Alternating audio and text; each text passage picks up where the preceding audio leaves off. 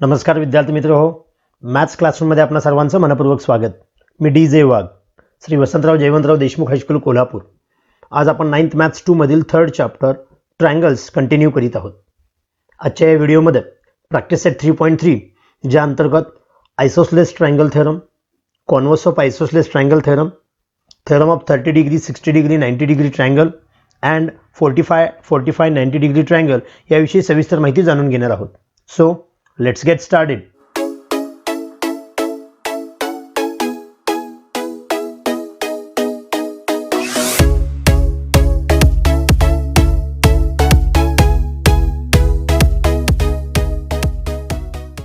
Okay students, यापूर्वीच्या व्हिडिओमध्ये आपण पाहिलेलं आहे की कोणतेही दोन ट्रायंगल एकमेकांना कॉन्ग्रंट दाखवत असताना कोणकोणत्या टेस्ट वापरल्या जातात.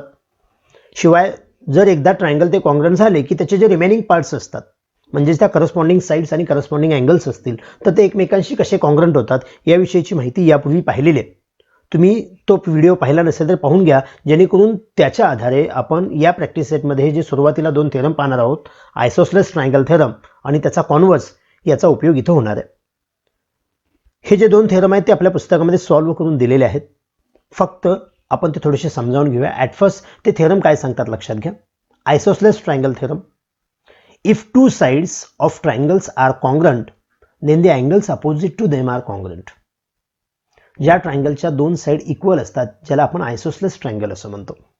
हा थेरम असं सांगतोय की जर ट्रायंगलच्या टू साइड्स जर कॉन्ग्रंट असतील, suppose in this triangle ABC, if side AB is congruent to side AC, जर हा पार्ट आपल्याला गिवन असेल, दॅट इज मीन्स मी इथं असं म्हणतोय if AB is equal to AC, that is means if two sides are congruent, then we say that, म्हणजे आपण असं प्रूव्ह करू शकतो the angles opposite to them are also congruent. मग या साईडचे अपोजिट जे अँगल असतात ते आपोआप कॉन्ग्रंट होतात. म्हणजेच ही जी साईड AB आहे याच्या अपोजिट अँगल असणारा म्हणजे हा अँगल C, आणि ही साईड AC जी आहे त्याच्या अपोजिट असणारा angle B, that is means these two angles are also congruent to each other. Means if AB is equal to AC, then we say that angle B is equal to angle C, because if two sides are congruent, then the angles opposite to them are also congruent. It is known as the isosceles triangle theorem. म्हणजे दोन side equal असतील तर त्याचे opposite angle सुद्धा equal असतात, याला theorem म्हणतात. आणि याच्या उलट म्हणजे याचा कॉन्व्हर्स आपण पाहताना म्हणू, जर दोन अँगल इक्वल असतील कोणत्याही ट्रायंगलचे, जर दोन अँगल इक्वल असतील तर त्याच्या अपोजिट साइड सुद्धा इक्वल असतील. म्हणजेच तो converse of isosceles triangle theorem काय सांगितलंय पहा. If two angles are congruent, then the sides opposite to them are also congruent.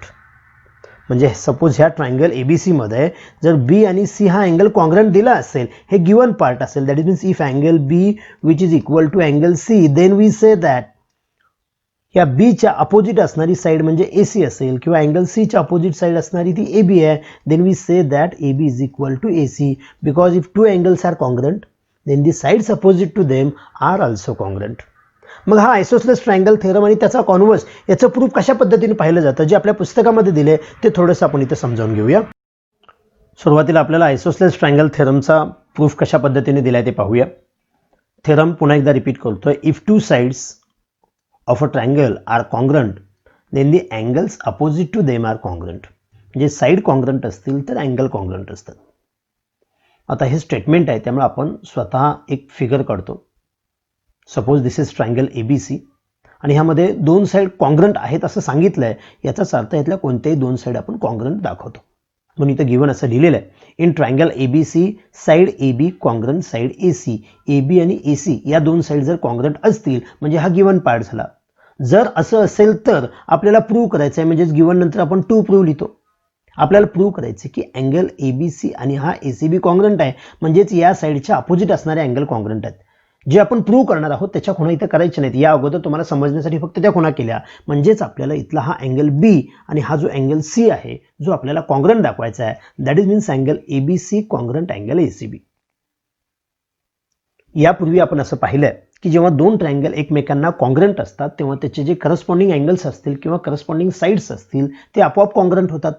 परंतु त्यासाठी दोन ट्रायंगल असायला पाहिजे. तिथं आपल्याला एकच ट्रायंगल दिसतो. म्हणून समजा जर या ट्रायंगलमध्ये आपण कन्स्ट्रक्शन करायचे ठरवलं की अशा पद्धतीने दोन ट्रायंगल बनवायचे की ही AB आणि AC साइड दोन वेगवेगळ्या ट्रायंगलमध्ये जायला पाहिजे. म्हणजेच इथून A अँगलमधून जर आपण अँगलचा जर बायसेक्टर काढला तर आपल्याला दोन ट्रायंगल मिळतील. म्हणून इथं कन्स्ट्रक्शन अशी सांगितलेली आहे पहा. Draw the bisector of angle BAC that is means angle A which intersect side BC at point D. म्हणजे हा पॉइंट D असेल ज्यामध्ये म्हणजेच AD हा जो रे आहे तो अँगल A चा बायसेक्टर आहे असं आपण म्हणू शकतो. म्हणजेच ही जी फिगर आपल्या पुस्तकामध्ये दिली आहे ती या पद्धतीने दिलेली आहे पहा. हा ट्रायंगल ABC, AD हा त्याचा बायसेक्टर, ही कन्स्ट्रक्शन केलेली आहे. आता या कन्स्ट्रक्शनच्या आधारे आपल्याला हे प्रूव्ह करायचं आहे. आपल्याला नेमकं प्रूव्ह काय करायचं आहे लक्षात घ्या की हा अँगल B आणि अँगल C हे एकमेकांशी कॉन्ग्रंट होत आहेत. मग हे अँगल तेव्हाच कॉन्ग्रंट होतील जर इथं तयार होणारे दोन ट्रायंगल कॉन्ग्रंट असतील तर. म्हणजे तिथं दोन कोणते ट्रायंगल तयार झाले लक्षात घ्या. हा जो लेफ्ट हँड साईडचा ट्रायंगल आहे तो म्हणजेच ट्रायंगल ADB हा लेफ्ट हँड साईडचा ट्रायंगल आहे. मग हा लेफ्ट हँड साईडचा जो ट्रायंगल ADB आहे तो राईट हँड साईडचा ट्रायंगल ADC याला जर कॉन्ग्रंट आपण प्रूव्ह केला तर म्हणू शकतो की B आणि C हे कॉन्ग्रंट होतील because these angles are corresponding angles of congruent triangles. परंतु कोणतेही दोन ट्रायंगल जेव्हा आपण कॉन्ग्रंट प्रूव्ह करतो तेव्हा त्याच्या मिनिमम 3 ज्या पेअर्स असतात साईड किंवा अँगलच्या असो त्या कॉन्ग्रंट दाखवाव्या लागतात. म्हणजे इथं जर आपण पाहिलं तर आपण म्हणू शकतो की या ट्रायंगलमध्ये side AB congruent side AC होऊ शकतं. शिवाय हा जो लेफ्ट हँड साईडचा अँगल आणि हा जो राईट हँड साईडचा अँगल आहे जो AD या रेमुळे तयार झाला आहे, जो अँगल बायसेक्टर आहे याचाच अर्थ म्हणू शकतो angle BAD which is congruent to angle CAD because construction आपण केलेली आहे ती. शिवाय AD ही जी साईड आहे ती कॉमन साईड आहे म्हणजे आपल्याला इथं 3 पेअर मिळू शकतात. म्हणून आपण म्हणू शकतो साईड अँगल साईड या टेस्टनुसार हे दोन्ही ट्रायंगल कॉन्ग्रंट होतील.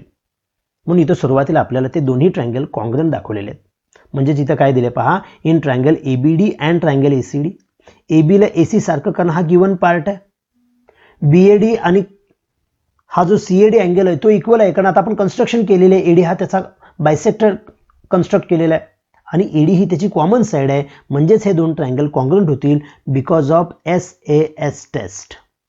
मग एकदा का ट्रायंगल कॉन्ग्रंट झाले की त्याचे रिमेनिंग पार्ट असतात ते आपोआप कॉन्ग्रंट होतात. याचाच अर्थ अँगल B आणि अँगल C हे कॉन्ग्रंट होतील because these angles are corresponding angles of congruent triangle. म्हणजेच आपण म्हणू शकतो अँगल ABD हा कॉन्ग्रंट आहे अँगल ACD ला.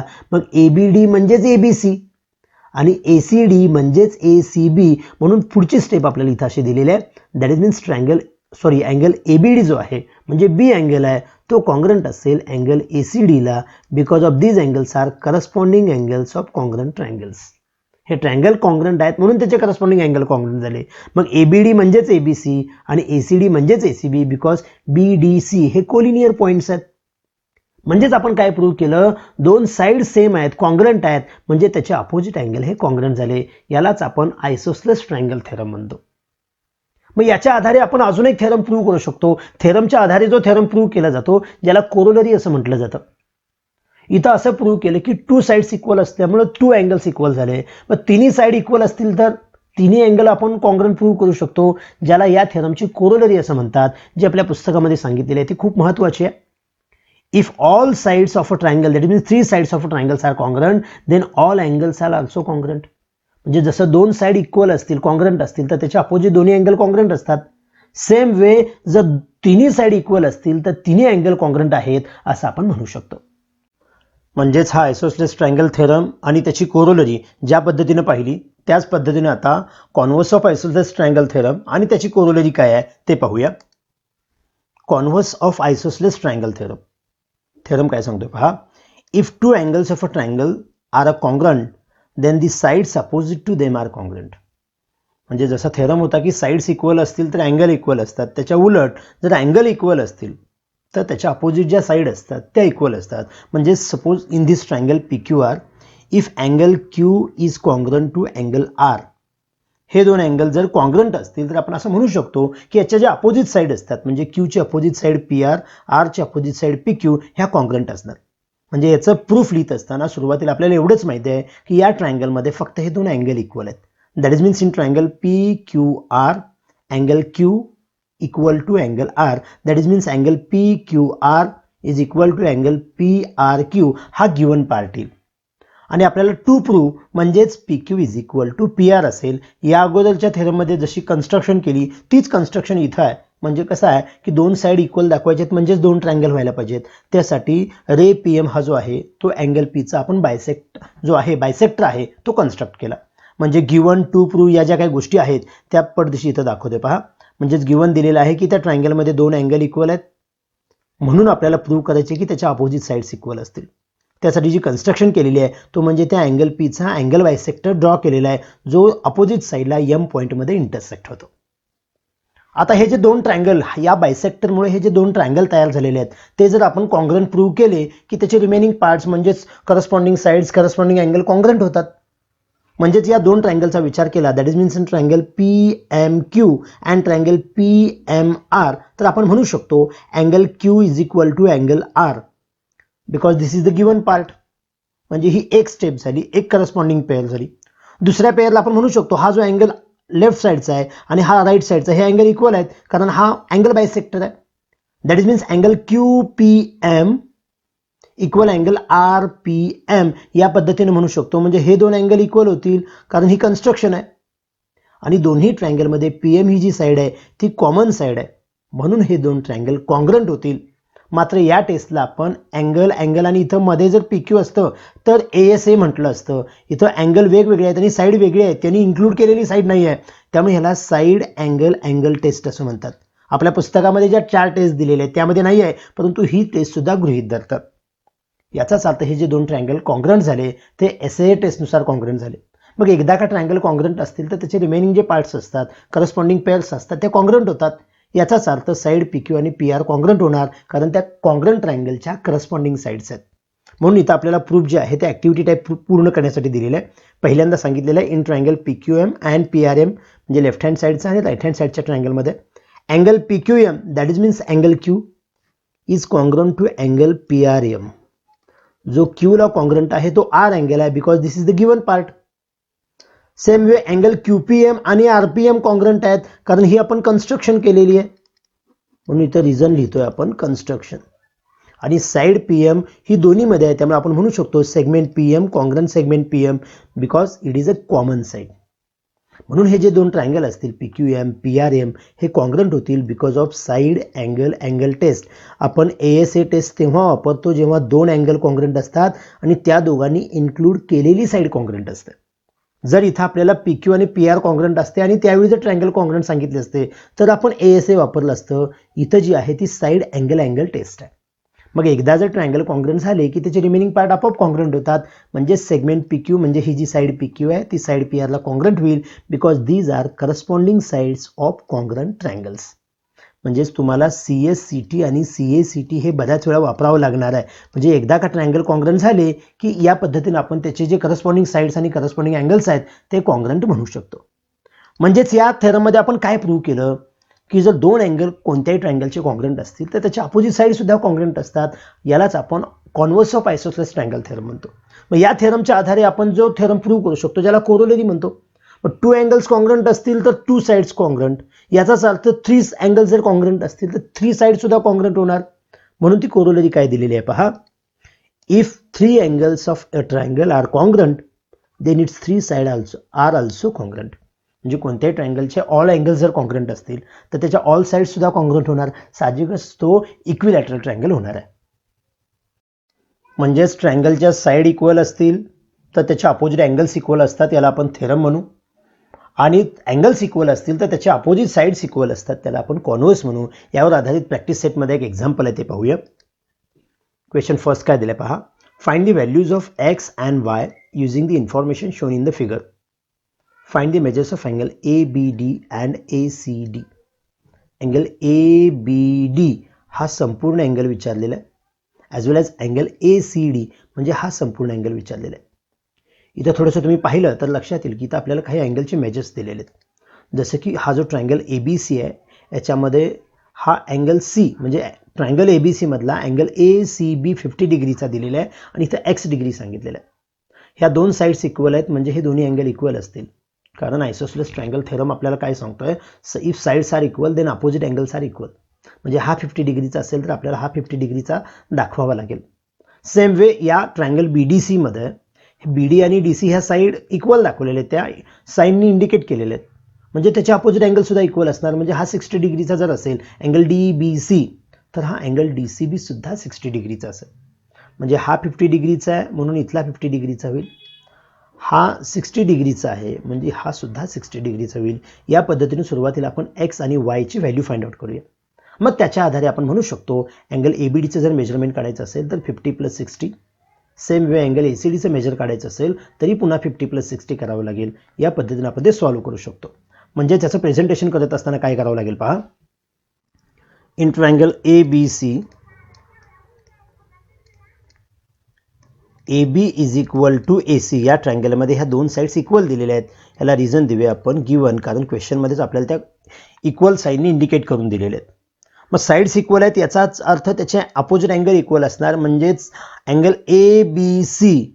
Therefore angle ABC which is equal to angle ACB because of isosceles triangle theorem. तुम्ही पूर्ण स्टेटमेंटमध्ये हे वाक्य लिहा. आयसोसलेस ट्रायंगल थेरमनुसार हे दोन अपोजिट जे अँगल्स आहेत ते कॉन्ग्रंट होतील. परंतु आपल्याला ABC जो दिलेला आहे तो x डिग्रीचा दिलेला आहे आणि जो ACB आहे तो 50 डिग्रीचा आहे, म्हणजे x म्हणजेच 50 डिग्री असेल. हा x 50 डिग्री आला याचाच अर्थ आपण इथं असंही म्हणू शकतो की हा जो अँगल ABC आहे तो 50 डिग्रीचा आला. सेम वे आपण दुसऱ्या ट्रायंगलमध्ये म्हणजेच इन ट्रायंगल नाव म्हणू आपण, नाव इन ट्रायंगल BDC, त्या BDC ट्रायंगलमध्ये जेवढा BD आहे तेवढा CD आहे किंवा DB is equal to DC. याला सुद्धा रिझन देत असताना गिवन देऊ. देअरफॉर आपण म्हणू शकतो हा जो अँगल DBC आहे, angle DBC which is equal to angle DCB, these are also opposite angles of congruent side, that is means isosceles triangle theorem. म्हणजे तुम्ही पूर्ण स्टेटमेंटमध्ये इथे लिहा. आयसोसलेस ट्रायंगल थेरमनुसार साईड इक्वल असल्यामुळे त्याचे अपोजिट अँगल्स सुद्धा इक्वल आहेत. दॅट इज मीन्स इथं असं होऊ शकतं की हा जो DBC आहे जो 60 डिग्रीचा आहे आणि DCB जो आहे तो Y आहे, म्हणजेच वायची व्हॅल्यू जी आली ती 60 डिग्री आली. मग इथं आपण 1 नंबर देऊ, इथं 2 नंबर देऊ, म्हणजे आपल्याला एक्स आणि वायच्या व्हॅल्यू मिळाल्या. त्यानंतर आपण आता फायनली म्हणू शकतो की अँगल ABD आणि अँगल ACDचं मेजरमेंट कसं असेल. देअरफॉर म्हणूया आपण मेजर ऑफ अँगल ABD.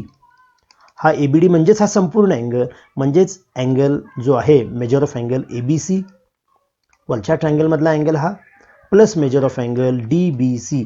या पद्धतीने आपण म्हणू शकतो. वरच्या ट्रायंगलमधला अँगल x डिग्रीचा प्लस DBC हा 60 डिग्रीचा आहे. मग एक्सची व्हॅल्यू आपण 50 डिग्री फाइंड आउट केलेली आहे. दॅट इज मीन्स 50 + 60 जर केलं तर 110 डिग्री येऊ शकेल इथं. सेम वे म्हणजेच सिमिलरली म्हणूया आपण, similarly major of angle ACD find out करायचं असताना मेजर ऑफ अँगल हा वरचा अँगल म्हणजेच ACB प्लस हा DCB, म्हणजेच हा जो वरचा अँगल आहे तो 50 डिग्रीचा आहे आणि DCB जो आहे तो Y डिग्रीचा आहे. Y आपण 60 फाइंड आउट केला आहे. दॅट इज मीन्स तिथं सुद्धा आपण म्हणू शकतो 50 + 60 that is means equal to 110 degree. म्हणजे हे दोन्ही जे अँगल फुल असतील, हा संपूर्ण 110 डिग्रीचा असेल, हा संपूर्ण सुद्धा 110 डिग्रीचा असेल. परंतु त्यासाठी आपल्याला आयसोसलेस ट्रायंगल थेरम वापरावा लागला. ती मांडणी खूप महत्त्वाची आहे. यानंतर या प्रॅक्टिस सेटच्या अगोदर जे 3 ॲक्टिव्हिटी बेस्ड थेरम दिलेले आहेत ते थोडेसे समजावून घेऊ, जे थेरम आपल्याला 10th स्टँडर्डसाठी खूप महत्त्वाचे आहेत. फर्स्ट थेरम काय पहा. If the acute angles of a right angled triangle have measures 30 degree and 60 degree, then the length of the side opposite to 30 degree is half the length of the hypotenuse. म्हणजे एखाद्या ट्रायंगलमध्ये जर acute angled right angle triangle असेल, म्हणजे एक angle 90चा असेल आणि उरलेले जे दोन ॲक्यूट अँगल असतात त्यांचे मेजर्स जर 30 डिग्री अँड 60 डिग्री अशा पद्धतीनं असतील, तर हा थेरम असा सांगतोय की 30 डिग्रीच्या अपोजिट असणारी साईड, म्हणजेच ह्या ट्रायंगलमध्ये suppose in triangle ABC, if angle B is equal to 90 degree, angle A is equal to 60 degree and angle C is equal to 30 degree, then side opposite to 30 degree that is means side AB which is the half of the hypotenuse. इथं 90चा angle B आहे, म्हणजेच hypotenuse AC आहे, ACच्या half असतं. म्हणजे ABची जी length असते ती ACच्या half असते, असा हा थेरम सांगतो. म्हणजे आम्हाला गिवन एवढाच पार्ट माहिती आहे की या ट्रायंगलमधले हे 3 अँगल या पद्धतीने आहेत. म्हणून तर गिवन काय दिलेलं आहे पहा. In triangle ABC measure of angle B is equal to 90 degree, C is equal to 30 degree and A is equal to 60 degree. म्हणजे एवढाच पार्ट आपल्याला गिवन माहित आहे. असं असेल तर प्रूव्ह करायचं की 30च्या अपोजिट साईड म्हणजेच ही AB साईड जी हायपोटेनियसच्या म्हणजेच ACच्या हाफ असते. यापूर्वी आत्ता आपण जो आयसोसेलेस ट्रायंगल थेरम आणि त्याचा कॉन्व्हर्स प्रूव्ह केला त्याच पद्धतीचा आपण इथं आधार घेणार आहोत. म्हणजे त्याची कन्स्ट्रक्शन करत असताना इथं किमान 2 ट्रायंगल तयार व्हायला पाहिजे, पण तिथे एकच ट्रायंगल दिसतो. इथं आपण यापूर्वीच्या फिगरमध्ये अँगल बायसेक्टर काढलं, इथं तसं काढायचं नाही. म्हणून फक्त आपण काय करायचं, याला जोडून एक असा ट्रायंगल तयार करायचं. म्हणजेच आपण काय करूया, ही जी साईड AB आहे ती अशीच पुढे प्रोड्यूस करूया. म्हणजे जेवढी साईड AB आहे तेवढीच पुढे प्रोड्यूस करू आणि मग उरलेला हा सेगमेंट इथं जोडून घेऊ. अशा पद्धतीने इथं 2 ट्रायंगल तयार केले. म्हणजे कन्स्ट्रक्शन काय होते पहा, सपोज हा BD आपण वाढवला, दॅट इज मीन्स AB हा सेगमेंट पुढे असाच प्रोड्यूस केलेला आहे. तो अशा पद्धतीने केला की जेवढा AB आहे तेवढाच BD केला आणि DC फक्त आपण जॉईन केला. ही आपली कन्स्ट्रक्शन आहे. याचा उपयोग काय होतो ते पुढे प्रूफमध्ये लक्षात येईल. म्हणून इथं कन्स्ट्रक्शन अशी लिहिलेली आहे, take a point D on the extended segment AB. म्हणजे सेगमेंट AB एक्सटेंड केला, प्रोड्यूस केला, तर त्यावर D अशा पद्धतीने पॉईंट घेतला की AB आणि BD हे इक्वल असेल. AB आणि BD इक्वल पाहिजे. कारण इक्वल का दाखवलं, कारण ट्रायंगल इक्वल प्रूव्ह करण्यासाठी, म्हणजेच कॉन्ग्रंट प्रूव्ह करण्यासाठी या गोष्टीचा आपल्याला उपयोग होणार आहे. आणि उरलेला जो सेगमेंट आहे तो जोडून घेतला. कोणताही एक पेअर आपण घेऊ शकतो. मग आता याचं प्रूफ कशा पद्धतीने केलं जाते पहा, ते नेक्स्ट पेजवर मी घेतलेलं आहे. म्हणजेच या ट्रायंगल ABC मध्ये हे अँगल 60 डिग्री, 30 डिग्री, 90 डिग्री आहेतच. शिवाय AB आणि BD हा इक्वल पार्ट आहे, कारण ती आता आपण कन्स्ट्रक्शन केलेली. मग या पद्धतीने आता आपण काय करू शकतो की हे जे 2 ट्रायंगल आहेत, that is means triangle ABC and triangle DBC, हे आपण कॉन्ग्रंट प्रूव्ह करायचे. स्टेप बाय स्टेप जाऊया. इथे ऍक्टिव्हिटीज दिलेले आहे. In triangle ABC and triangle DBC, first part सांगितलेला आहे, segment AB congruent segment DB. AB आणि DB इक्वल आहेत कारण आता आपण ती कन्स्ट्रक्शन केलेली आहे. म्हणजे कन्स्ट्रक्शन केली असते त्यामुळे तो पार्ट इक्वल आहे आपण म्हणू शकतो. एक पेअर मिळाली. आपल्याला ट्रायंगल कॉन्ग्रंट प्रूव्ह करण्यासाठी किमान 3 पेअर लागतात. सेकंड पेअर इथे सांगितलेले अँगल ABC कॉन्ग्रंट DBC. हा अँगल ABC हा जो अँगल आहे तो कॉन्ग्रंट असेल DBC ला, कारण हा 90 आहे म्हणजे इथला 90 असेल, कारण हे लिनियर पेअर होतात. म्हणून इथं आपण म्हणू शकतो इच 90 डिग्री. हे दोन्ही अँगल 90 डिग्रीचे आहेत म्हणून कॉन्ग्रंट झाले. म्हणजे फर्स्ट पेअर झाली ती कन्स्ट्रक्शन झाली, दुसरी पेअर झाली ती दोन्ही पण 90चे अँगल झाले. थर्ड पेअर आपल्याला काय दिले पहा, segment BC congruent segment BC. ही BC साईड दोघांमध्ये आहे, या ट्रायंगल ABC मध्ये आणि DBC मध्ये दोघांमध्ये आहे, कारण ही कॉमन साईड आहे म्हणून हे थर्ड रिझन झालं कॉमन साईड. म्हणजेच या साईडला ही साईड कॉन्ग्रंट, या अँगलला हा अँगल कॉन्ग्रंट आणि ही कॉमन साईड आली. म्हणजेच हे 2 ट्रायंगल कॉन्ग्रंट होतील. That is means triangle ABC congruent triangle DBC. फक्त इथं 90चा अँगल आहे म्हणून याला रिझन देत असताना हायपोटेनियस साईड टेस्ट देऊन चालणार नाही, कारण इथं हायपोटेनियस कॉन्ग्रंट सांगितलेलं नाही. इथं आपण देत असताना इथं साईड अँगल साईड म्हणजेच SAS टेस्ट हे कारण देणं महत्वाचं आहे. मग एकदा का ट्रायंगल कॉन्ग्रंट झाले की त्याचे रिमेनिंग पार्ट कॉन्ग्रंट असतात. याचाच अर्थ जेवढा अँगल A असेल तेवढाच अँगल D असणार. That is means angle BAC congruent angle BDC, because these are corresponding angles of congruent triangles. म्हणजे हे अँगल कॉन्ग्रंट होतील, सेम वे हे पण कॉन्ग्रंट होतील. म्हणजेच angle ACB congruent angle DCB. मग आपण असं म्हणू शकतो, जर हा 60चा असेल तर हा सुद्धा 60चा होणार, हा 30 डिग्रीचा असेल तर हा पण 30 डिग्रीचा होणार. म्हणजे हा टोटल अँगल ACDचा विचार केला तर 30 + 30 म्हणजे 60 डिग्री होईल. म्हणजे टोटल ट्रायंगलचा जर आता आपण विचार केला, इन ट्रायंगल ADC हा अँगल 60 डिग्री आहे, हा 60 आहे आणि हा सुद्धा टोटल 60 झाला. म्हणजेच हा ट्रायंगल ADC हा इक्विलॅटरल ट्रायंगल होईल. म्हणजे टोटल ट्रायंगल जर इक्विलॅटरल ट्रायंगल झाला तर जेवढा AD साईड आहे ही, ती साईड म्हणजेच AC असेल, ती साईड म्हणजेच DC असेल. ह्या तिन्ही साईड सेम असतील. परंतु आपण कन्स्ट्रक्शन करत असताना असं केलेलं होतं की ही जी AB साईड आहे ती तेवढीच पुढे एक्सटेंड केल्या. याचा अर्थ AB साईड ही ADच्या हाफ आहे. मग ADच्या हाफ जर आपण म्हटलं, AD साईडच्या जर हाफ AB असेल, परंतु ADला घेतली कुठलीही साईड घेतली चालते. याचा अर्थ ADच्या ऐवजी आपण AC सुद्धा म्हणू शकतो, म्हणजे ACच्या हाफ AB आहे. आपल्याला तेच प्रूव्ह करायचं होतं. 30च्या अपोजिट साईड जी AB आहे ती ACच्या हाफ आहे. म्हणून आपल्या पुस्तकामध्ये पुढे ते डायरेक्ट सॉल्व्ह करून दिलेलं आहे. मुद्दा मी त्यासाठी इथं सुरुवातीला अगोदर सांगितलं. म्हणजे इथं काय सुरुवातीला सांगितलंय पहा, हे ट्रायंगल कॉन्ग्रंट झाल्यानंतर त्याचे करस्पॉन्डिंग अँगल कॉन्ग्रंट झाले. म्हणजे या अँगलला हा अँगल कॉन्ग्रंट झाला, परंतु वरचा अँगल 60चा आहे त्यामुळे खालचा सुद्धा 60चा होईल. मग हे 2 60चे झाल्यावर तिसरा आपोआप 60चा होणार. म्हणजे हे तिन्ही मेन ट्रायंगलमध्ये, ट्रायंगल ADC मध्ये सगळे अँगल 60 डिग्रीचे होतील. म्हणजेच हा इक्विलॅटरल ट्रायंगल होईल. म्हणजे त्याच्या सगळ्या साईड सेम झाल्या. सगळ्या साईड सेम झाल्या म्हणजेच AC AD DC सेम आहे. परंतु AB हा ADच्या हाफ आहे. परंतु ADच्या हाफ आहे म्हणजेच ACच्या हाफ आहे, कारण AD आणि AC सेम आहे. म्हणजेच फायनल प्रूव्ह काय झालं की ह्या आपल्या मेन ट्रायंगलमध्ये ट्रायंगल एबीसीमध्ये 30च्या अपोजिट जी साईड ए बी आहे ती हायपोटेनियसच्या म्हणजेच एसीच्या हाफ आली. That is means the side opposite to 30 degree is half of the hypotenuse. याच थेरमच्या आधारे आपण 60च्या अपोजिट साईड कशी असेल ते सुद्धा प्रूव्ह करू शकतो. ती नेक्स्ट ऍक्टिव्हिटी आहे. काय पहा, if the acute angles of a right angle triangle have measures 30 degree and 60 degree, then the length of the side opposite to 60 degree is √3/2 of the hypotenuse. म्हणजे जसं आत्ता पाहिलं की 30च्या अपोजिट साईड जी असते ती हायपोटेनियसच्या 1/2 असते, तसंच 60च्या अपोजिट जी साईड असते ती हायपोटेनियसच्या √3/2 टाइम्स असते. म्हणजे आता इथेही आपल्याला गिवन टू प्रूव्ह दिलेलं नाही, फक्त आपण ते ओळखू शकतो. यामधला गिवन पार्ट एवढाच आहे की या ट्रायंगल एबीसीमध्ये हा बी अँगल 90चा आहे, ए 60 आणि सी 30 डिग्रीचा आहे. सीच्या अपोजिट साईड म्हणजेच ही ए बी जी साईड आहे ती हायपोटेनियसच्या म्हणजेच ए सीच्या 1/2 असते. हे आता आपण प्रूव्ह केलेलं आहे. सेम वे आता आपल्याला प्रूव्ह करायचं की 60च्या अपोजिट असणारी साईड म्हणजेच ही जी बी सी साईड आहे ती हायपोटेनियसच्या म्हणजेच ए सीच्या √3/2 टाइम्स असते. यावर आधारित ही ॲक्टिव्हिटी आहे. म्हणून इथं सुरुवातीलाच असं दिलं, in the above theorem we have proved A B is equal to half of A C because this is the side opposite to 30 degree. Side 30 डिग्रीच्या अपोजिट असल्यामुळे ती 1/2 असेल. आता हा राईट अँगल ट्रायंगल आहे म्हणजे इथं आपण पायथागोरस अप्लाय करू शकतो. म्हणजेच A B square plus B C square is equal to A C square म्हणणार, कारण हा आपण पायथागोरस थेरम अप्लाय केला आहे. परंतु ए बीची जी व्हॅल्यू आहे ती ए सीच्या हाफ आहे. म्हणजे ए बी स्क्वेअरच्या ऐवजी जर आपण मी इथं थोडंसं रफ करतो, ए बी स्क्वेअर, ए बीची व्हॅल्यू म्हणजेच हाफ ऑफ ए सी आहे. मग A B square that is means half of A C square that is means 1/4 A C square. जर हा ब्रॅकेट काढला तर हा स्क्वेअर दोघांना होईल, म्हणून इथं डायरेक्ट लिहिलेलं आहे A B square is equal to 1/4 A C square. हा बी सी स्क्वेअर तसाच ठेवलेला आहे, हा राईट साईडचा ए सी स्क्वेअर तसाच असू दे.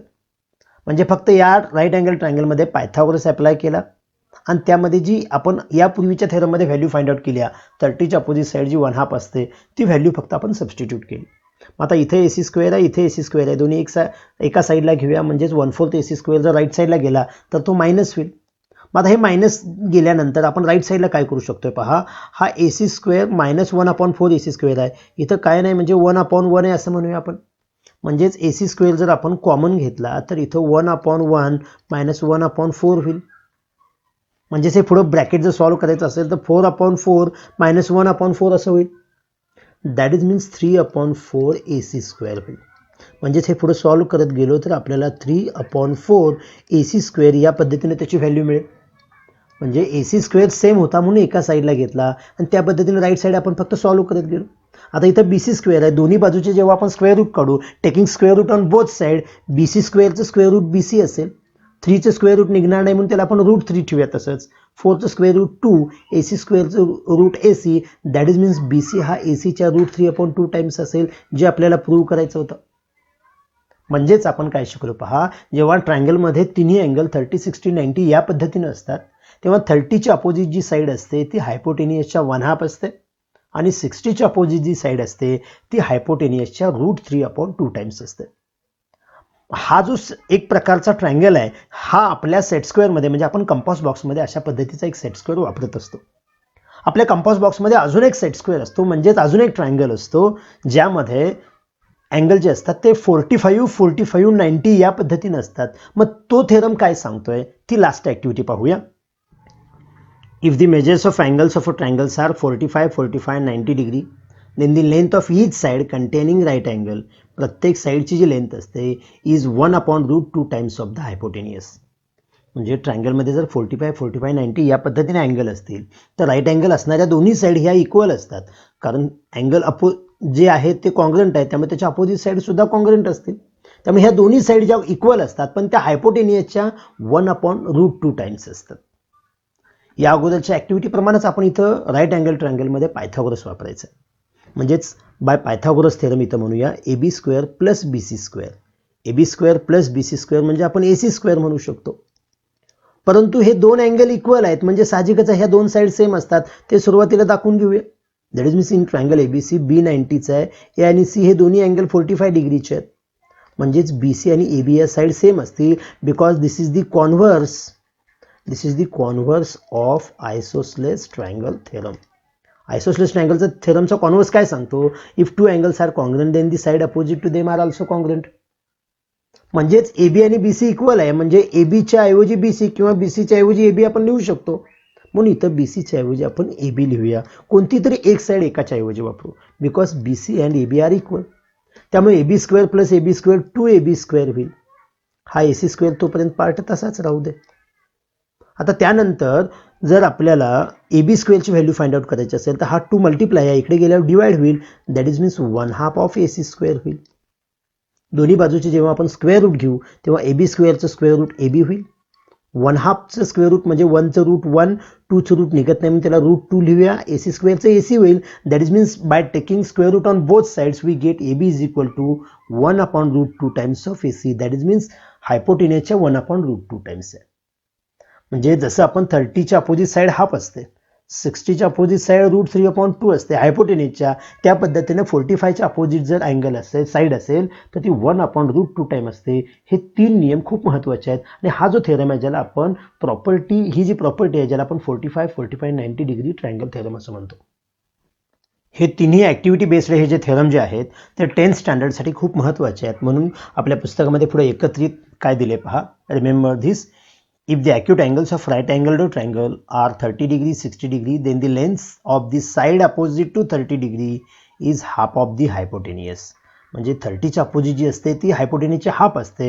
And the length of the side opposite to 60 degree is √3/2 of the hypotenuse. 30च्या अपोजिट हाफ असते, 60च्या अपोजिट √3/2 असते. And if acute angles of right angled triangle are 45, then the length of each side is that is means containing the right angle is 1/√2 times, म्हणजेच hypotenuse upon √2. म्हणून ह्या 3 गोष्टी खूप महत्त्वाच्या आहेत. आपण या व्हिडिओमध्ये आयसोसेलेस ट्रायंगल थेरम, त्याचा कॉन्व्हर्स आणि ह्या ॲक्टिव्हिटी बेस्ड 3 थेरम पाहिले. तसं एक्झाम्पल एकच पाहिलेलं आहे. या प्रॅक्टिस सेटमध्ये अजून उदाहरणं आहेत, त्याच्यासाठी त्याची प्रॉपर्टी आणि त्याची उदाहरणं पाहायची आहेत जे आपण पुढील व्हिडिओमध्ये पाहूया. हा व्हिडिओ आवडला असेल तर लाईक करा. इयत्ता 9वीच्या जास्तीत जास्त विद्यार्थ्यांच्यापर्यंत शेअर करा आणि चॅनल सबस्क्राईब करायचं राहिलं असेल तर आठवणीने सबस्क्राईब करा. थँक्यू.